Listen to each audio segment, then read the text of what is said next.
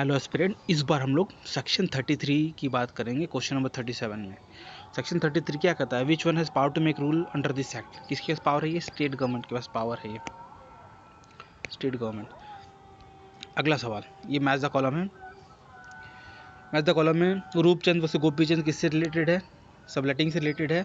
बंत सिंह वसे रामचंद्र किससे रिलेटेड है? चेंज ऑफ यूजर से रिलेटेड है। ओम प्रकाश वसे सरला कुमारी, ये देखिए इंपॉर्टेंट है, फिर से रिपीट होगा ये।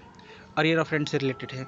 और नाज शर्मा वैसे प्रेमलता बोनाफाइड नीट के ऊपर है, तो याद रखिएगा ये। अगला सवाल है, rent control has in power to inflict penalty on landlord in case he is satisfied that application for eviction was made. Application for eviction अगर फ्रिवलेस ग्राउंड पे होता है, गलत ग्राउंड पे, अनरीजनेबल ग्राउंड पे होता है, तो उस पर फाइन किया जा सकता है लैंडलॉर्ड पे। कौन करेगा? Rent controller. कितना फाइन होगा? 100 रुपये। वैसे 100 रुपये कोई मतलब नहीं, बट ये फाइन इतना ही रखा गया है। On which date state government promulgated urban rent control ordinance? किस डेट पे आता है ये? 17 अगस्त 1987। अगला है, रेंट कंट्रोल स्ट्रिक्ट सेंस में क्या है? ये एक कोर्ट है? जी नहीं, ये कोर्ट नहीं है, ये ट्रैपिंग ऑफ कोर्ट है। ट्रैपिंग ऑफ कोर्ट का क्या मतलब होता है? क्वाजी या क्वाजाई जुडिशियल बॉडी। ये पूरी तरह से जुडिशियल बॉडी नहीं, but half judicial body, executive body भी इसका पार्ट है, लेकिन इनके पास कुछ लेवल पे पावर है पनिशमेंट देने के लिए, तो क्वाजी जुडिशियल बॉडीज हैं। अगला सवाल है 42, the order fixing the fair rent is in a judgement. Order fixing the fair rent is a judgement. What kind of judgement it is judgement in personam. अगले सवाल पे आते हैं हम, सवाल नंबर 43 में क्या है? New tenant. न्यू टेनेंट के बारे में किस में दिया गया है? Section 4 sub clause 2 sub clause से। इंपॉर्टेंट है ये, सेक्शन 4 इंपॉर्टेंट है। अगला है बी, फेयर रेंट के बारे में कहाँ दिया गया है? किस केस में फेयर रेंट होगा? Fair rent fixed shall be operated from date of application. कहाँ दिया है भाई? ये सेक्शन 4 सब क्लॉज 5 में दिया गया। कटिंग ऑफ किस में दिया गया है? सेक्शन 11 में दिया गया है। लैंडलॉर्ड ड्यूटी की गुड रिपेयर कितना है? सेक्शन 13। अगला है 10% increase of rent shall be allowed from the expiry of the period under section 5 sub clause 2 sub clause A sub clause first. कितना होगा ये? तो इसका कहने का मतलब कि 10 साल के बाद आप रेंट बढ़ा 10% आप रेंट बढ़ा सकते हो, लेकिन कितने साल के बाद बढ़ा सकते हो? कहाँ दिया ये? Section 5 sub clause 2 sub clause A 1 में दिया गया। कितना बढ़ा सकते हो? 10%। कैसे बढ़ाओगे? कितने साल में बढ़ाओगे? 5 साल में। देखिए इलीगल चीज़ें ये भी है कि कई स्टेट में 1 साल में बढ़ा देते हैं, जो कि लीगल नहीं है भाई। 5 साल में बढ़ाना है। किसी भी स्टेट में 1 साल में 10% बढ़ाने का नियम नहीं है। 45वां सवाल, क्वेश्चन नंबर 45। ये बात की जा रही है कि अगर रेंट कंट्रोलर जो है वो समझ लेता है, मान लेता है, कंक्लूड कर लेता है कि जो बिल्डिंग है अनसेफ है रहने के लिए, तो जो पिटीशन है सेक्शन 13 में जो पिटीशन डाली जाती है उसको वो खारिज कर देगा। किस केस में बात हुई थी ये? किस केस में बात हुई आप बताएंगे? ये भगत राम वसी ब्रिजनाथ। देखिए इंपॉर्टेंट ये सवाल, आगे फिर से आएगा, ये आएगा, रूपचंद आएगा,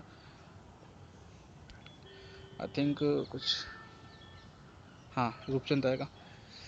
अगले सवाल पे आते हैं हम, सवाल number 46। In which of the following cases supreme court held that rendering of service can not B a good condition for subletting at it will be against rent law. तो अगर आप सर्विस दे रहे हो उसके लिए आप सबलेट नहीं कर सकते, ये गुड लॉ नहीं है। ये कहाँ दिया गया है? किस केस में बात हुई थी? ये दीप बनर्जी वर्सेस लीला बाती की केस में बात हुई थी। अगले सवाल पे आते हैं हम लोग, सवाल number 47। The case Brijnath Harsh versus Harshvardhan किससे रिलेटेड? ये सवाल देखिए 3 बार आ चुका है, बहुत इंपॉर्टेंट सवाल है। तो ये आप पीवाईक्यू अगर आप ढंग से कर लेंगे तो आपको कई से सारे सवाल आप बिना एक्ट पढ़े कर पाएंगे। एक्ट पढ़ना है लेकिन पहले ये कर लीजिए। ये किस में होगा? Section 414 sub clause 2 sub clause first B act में। अगला है, मैं देखिए जल्दी जल्दी इसलिए करा रहा हूँ ताकि आप इसको देखें, फ्री टाइम में वापस सुने, दोबारा सुने, रिवाइज करें। अब जितना रिवाइज कर पाएंगे, जितने क्वेश्चन लगाएंगे, इतना ज़्यादा चांसेस है आपके हिमाचल जुडिशरी फिल्म्स क्लियर करने के। इसलिए अगर थोड़ा जल्दी लग रहा है तो आप स्पीड कम कर सकते हो, लेकिन इंपॉर्टेंट है जल्दी करवाना। अगला सवाल, सवाल number 48। In which of the following cases the court has held that it is obligatory on the part of the controller to process an application filed for fixation of rent to its logical end? किस case में बात हुई थी ये? Dayawanti versus कृपा राम के बारे में। अगला है सवाल number 49, the landlord contravening the provision of section 7 clause 9 और section 8 shall be punishable with कितने साल की सज़ा होगी उस आदमी पे अगर ये क्लॉज तोड़ रहा है। सेक्शन 7 का क्लॉज 9 और सेक्शन 8 में कहाँ होगा, 2 साल की सज़ा होगी। अगले पे आते हैं हम, on which date Himachal Pradesh urban rent control laws publish in gazette. Gazette के में कब पब्लिश हुआ, देखिए 212 सवाल आ चुका है ये, तो आपको पता होना चाहिए कि ये एक्ट ऑर्डिनेंस कब बना था, ये गजट में पब्लिश कब हुआ और फोर्स में कब आया। ठीक है, क्या होगा इसका आंसर तब, 18 अगस्त 1987। अगला सवाल 51वां, बोनाफाइड रिक्वायरमेंट है, 21 सेक्शन में दिया गया है, सेक्शन 14। देखिए सेक्शन 14 बहुत इंपॉर्टेंट है भाई। अगला है सीज टू ऑक्यूपेंसी, ये किस सेक्शन में दिया गया, 14 क्लॉज 2 सब क्लॉज 5। अगला है right recover immediate position of promise to certain person, right to recover किस में दिया गया है, ये सेक्शन 15 में दिया गया, सेक्शन 15 इंपॉर्टेंट है। अगला है receipt to be given for fair and paid, अगर आपने फेयर एंड पेड केस के रेसिप्ट देना है किस में दिया है, सेक्शन 20 में दिया है।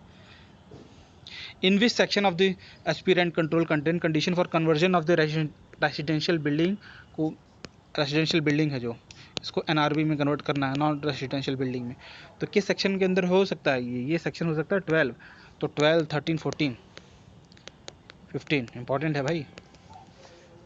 देख कुछ सेक्शन ज़्यादा इंपॉर्टेंट होते हैं, कुछ सेक्शन कम इंपॉर्टेंट होते हैं, तो कई बार हमें बड़ा एक्ट में समझ नहीं आता क्या करना क्या नहीं करना, तो इंपॉर्टेंट को तो ज़्यादा रिवाइज करिए, कम इंपॉर्टेंट को देख भी लेंगे तो अगर सवाल नहीं भी आएगा तो कोई दिक्कत नहीं, आ गया तो शायद आपका हो जाए, लेकिन बहुत ज़्यादा आप एनर्जी देंगे एक एक्ट को तो बहुत सारे एक्ट पढ़ने हैं, नहीं पढ़ पाओगे आप, तो जुडिशियस यूज़ करना है अपने टाइम का। इस सवाल पे देखिए फिर से सवाल ये रिपीट हुआ है, फिर से रिपीट हुआ है। 53 में पहला भगवान दास वर्सेस कौशल्या देवी किससे रिलेटेड है, हम बात कर चुके हैं इस पर पहले, न्यूसेंस से रिलेटेड हुए।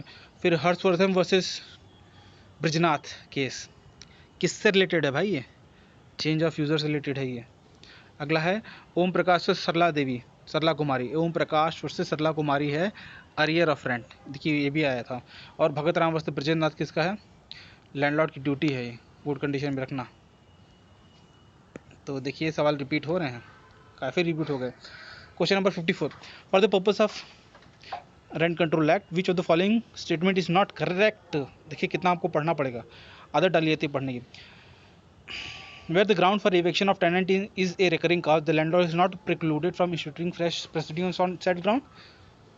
सही है, इसमें कुछ गलत नहीं है। ये बोनाफाइड नीड, अगर बोनाफाइड नीड है ग्राउंड ऑफ एविक्शन हो सकता है, must be consider with reference to the time when the suit of eviction is filed.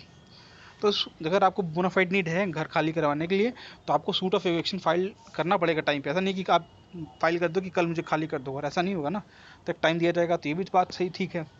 अगला है it cannot be assumed that once the question of necessity is decided against the landlord, it has to be assumed that he will not have a bona fide and genuine necessity for reason। तो ऐसी बात नहीं है कि ये ground एक question of necessity decide कर दिया गया है तो उसके दोबारा उसके पास नहीं हो सकता भाई, फ्यूचर में भी तो उसके पास नेसेसिटी आ सकती है, उसकी शादी हो गई, घर में और लोग हैं, इंपॉर्टेंट बच्चे हो गए, तो उसको चाहिए होगा, तो आप बोनाफाइड नीड में तो करवा सकते हैं। तो ये आंसर तीनों सही है, तो आंसर हमारा है चौथा रॉन्ग स्टेटमेंट। आप 3 पढ़ लोगे तो आपको सीधे समझना है कि चौथा ही आंसर है, चाहे तो पढ़ लो। A petition filed by landlord on the ground of bona fide necessity was dismissed in default, the application for eviction restoring the same was also dismissed. कोई मतलब नहीं, इतना बड़ा लिख देता है तो आप समझ जाओ कि कुछ गड़बड़ हो सकती है। अगले सवाल पे आते हैं, 55 number, where the rent controller is satisfied that the application for eviction under HPURC was on made by the landlord on frivolous and vexatious ground, he is being important to inflict the fine on the landlord। Landlord पर fine कर सकता है, कितना fine हो सकता है अगर frivolous ground पे एविक्शन की बात हो रही है तो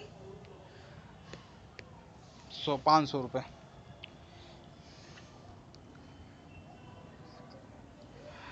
Which building was exempted under Himachal Pradesh Rent Control Act? The state government may direct that all or any provision of this act shall not apply to any particular building, rented or any class of building or rented। State government अगर बता देगी तो वही act बना दी, तो उस पर नहीं लगेगा, सही बात है। सेंट्रल गवर्नमेंट में direct that, central government state से रिक्वेस्ट कर सकती है, सीधे नहीं बना सकती। लैंड ओल्ड बाय फॉरेन, नहीं भाई, नहीं भाई, आंसर इसका ये। In what cases increase in rent is not admissible, किस केस में जो इंक्रीज इन रेंट है एडमिसिबल नहीं है, अलाउड नहीं है। एडिशन, इम्प्रूवमेंट, एडिशन मतलब कुछ और ऐड करना हो, इम्प्रूव करना हो, अल्टरेशन करना हो, ये तो फेयर नीड है ना भाई, ये सब फेयर नीड है। फेयर नीड है तो इसमें रेंट बढ़ा सकता है, तो आंसर डी होगा, none of the above. No person shall convert residential building into non residential building except the permission of controller of rent. आप कोई भी घर को, रेसिडेंशियल बिल्डिंग को नॉन रेसिडेंशियल बिल्डिंग नहीं बना सकते। कमर्शियल वो लेना पड़ता है, लाइसेंस लेना पड़ता है आपको कन्वर्ट करने के लिए, कन्वर्जन फीस देनी पड़ती है, काफ़ी ज़्यादा होती है, लाखों में होती है कई बार, उसके बाद ही आप कर सकते हो। तो कहाँ करवाना पड़ेगा, कंट्रोलर ऑफ रेंट के पास जाना पड़ेगा। अगले सवाल पे आते हैं। Which of the following is not the ground of eviction of the tenant by the landlord. कौन सा ग्राउंड नहीं है इविक्शन का। चौथे देखते हैं। The tenant has ceased to occupy the building and rented the land for the period of 6 months without reasonable cost. 6 महीने तक उसने जो प्रॉपर्टी है उसको ऑक्यूपाई ही नहीं किया, रेंट पे रख लिया पर ऑक्यूपाई ही नहीं किया। जेन्युइन लग रहा है ये तो। अगला, the tenant has been guilty of such act and conduct as nuisance to occupier of the building in neighbourhood. This can be a ground, this can be a ground, this can be a ground, this can be a ground. Nuisance अगर पड़ोस में कर रहे हो, कुछ illegal activity कर रहे हो, तो आपको ग्राउंड हो सकता है ये। अगला है, tenant has committed that such act was likely to impair materiality of the value of the building. जैसे मान लो कि वो बिल्डिंग को नुकसान पहुंचा रहा है, उस केस में निकाला जा सकता है। अगला है, tenant has not the paid rent with in 15 days after expiry of time fixed by the agreement of tenancy. Agreement of tenancy में जो दिया गया, हाँ ये भी ठीक है। कॉन्ट्रैक्ट फुल नहीं करोगे, ब्रीच ऑफ कॉन्ट्रैक्ट है, तो ये भी सही है। तो ये सही है, ये सही है, ये सही है। गलत इसमें यही है भाई, आंसर हमारा डी है। देखिए कई बार लग सकता है मैं सही है, बट बाकी स्टेटमेंट देख के पता करना पड़ेगा। बाकी एक्ट में तो दिया हुआ है, अगर एक्ट में अगर आपको ना भी पता हो तो आप कैसे कर सकते हो इसको। अगला है सवाल नंबर 60, सेक्शन 14। देखिए फिर से आ गया सेक्शन 14। सेक्शन 14 बहुत इंपॉर्टेंट है। सेक्शन 14 सब clause 1 sub clause C, which of the following is not ground available to the landlord to seek eviction. Eviction कराने की कौन सी ग्राउंड अवेलेबल नहीं है, तो कौन से ग्राउंड हो सकते हैं, पहले ये देखना पड़ेगा। To carry out building water instant of government, government ने कह दिया तो कर सकता है, तो एविक्ट करवा सकता है ना।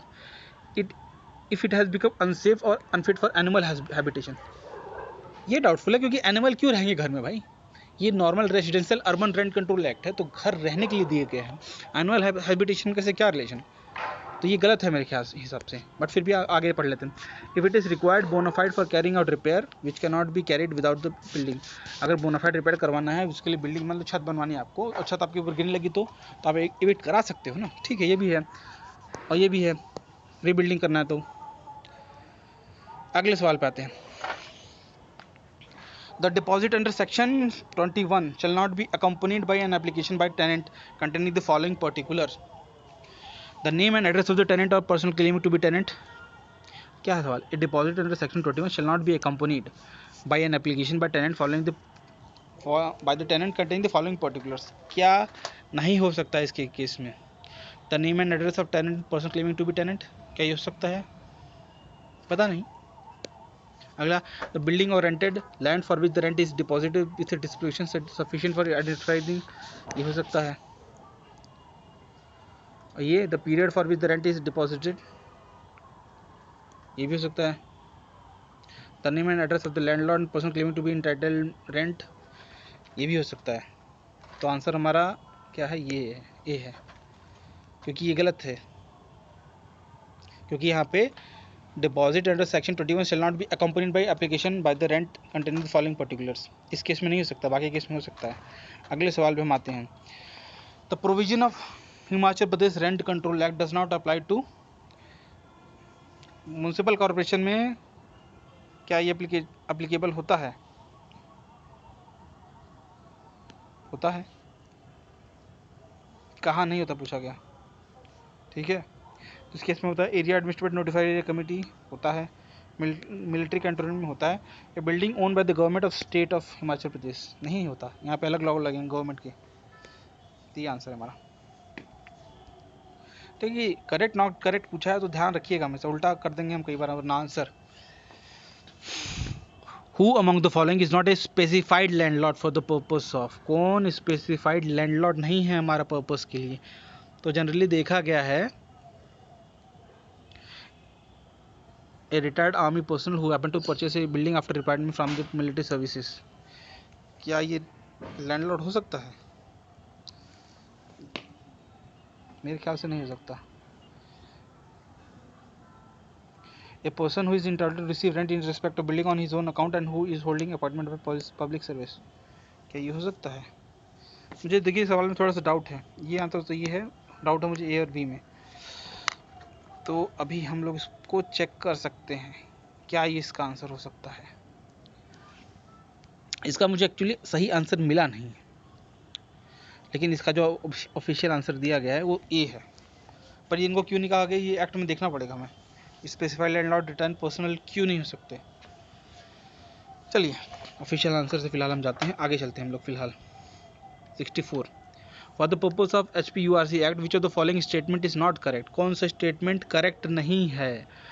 For application determination of fair and may be made by controller by the landlord और टेनेंट, ठीक है हो सकता है। Order fixing rent fair rent is a judgement in personam, गलत है ना भाई, जजमेंट इन रेम था ये, पर्सोनम नहीं था, तो हमारा सीधा आंसर नहीं आ गया, ये आंसर आ गया ना, बाकी स्टेटमेंट सही है हमारी, तीसरी भी और पहली भी। अगला है 65 नंबर सवाल।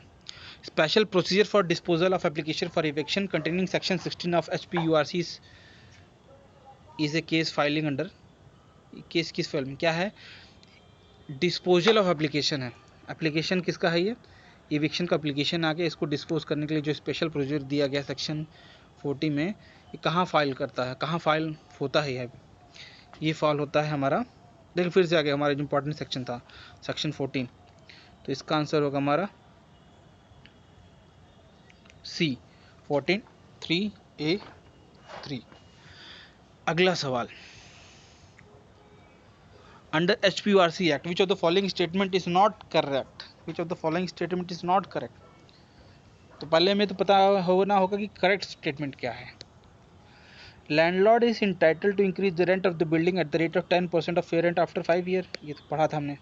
ए landlord is entitled to increase the rent at the rate of 10% at agreed rent after every 5 year, ये भी सही है, दोनों सिमिलर ही है।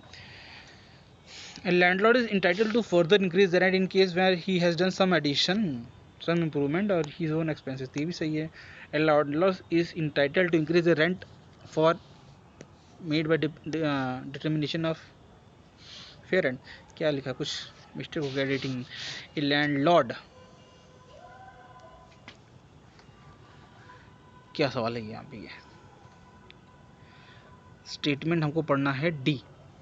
A landlord is entitled to increase the rent even for improvement made before the determination of fair rent, fair rent नहीं है उसके हिसाब से भी आपने बना दिया, तो ऐसे थोड़ी कोई भी ऑप्शन आप रख लो कि 2 लाख 4 लाख 5 लाख 10 लाख पर मंथ कर लो कि चलेगा, तो आंसर डी है ना, गलत है। फेयर रेंट के बिना तो कुछ हो ही नहीं सकता रेंट कंट्रोल एक्ट के अंदर।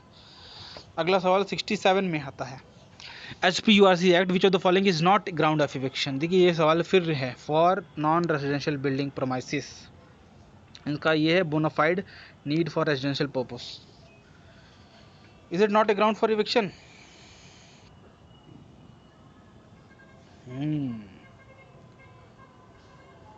ठीक है,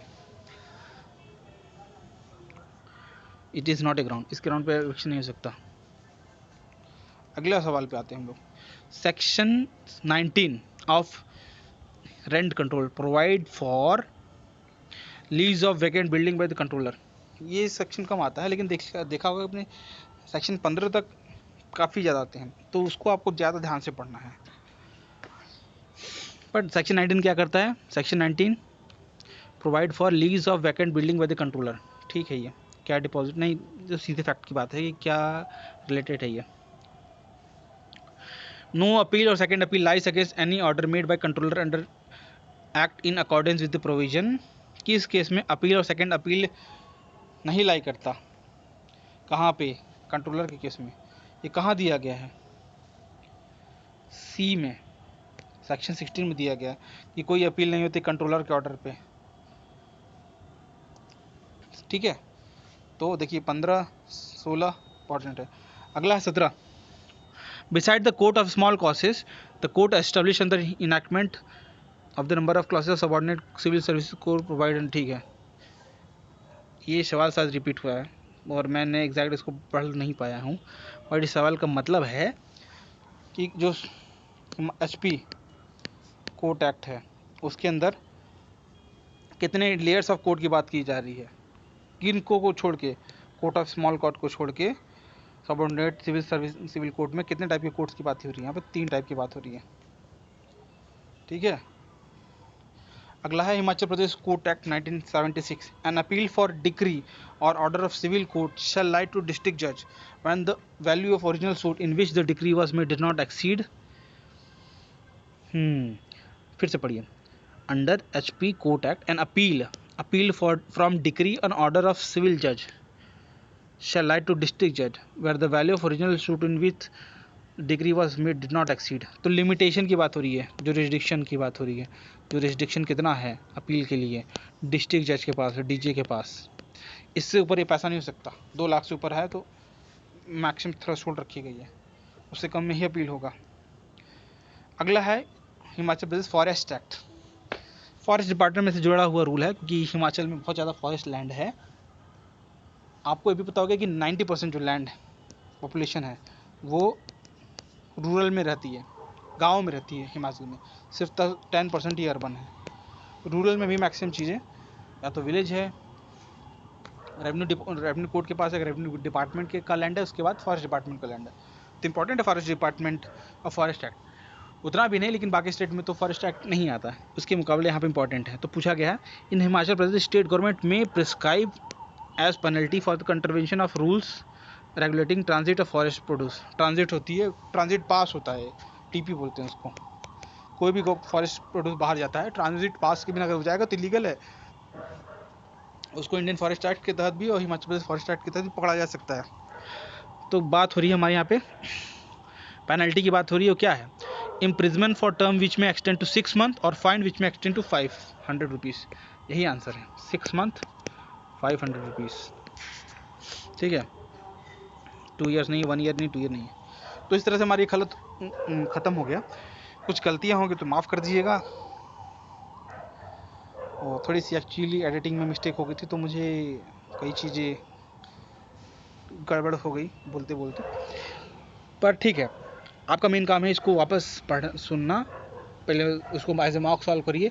अगर आपको ये PDF चाहिए तो आप मुझे यहाँ पे कमेंट कर दिएगा, मैं फिर PDF प्रोवाइड कर दूँगा टेलीग्राम ग्रुप के थ्रू। और आप इसको वापस सॉल्व करिए, उसके बाद ये वीडियो देखिए, रिवाइज़ करिए और अपना बाकी जितने भी एक्टर्स को रिवाइज़ करते रहिए।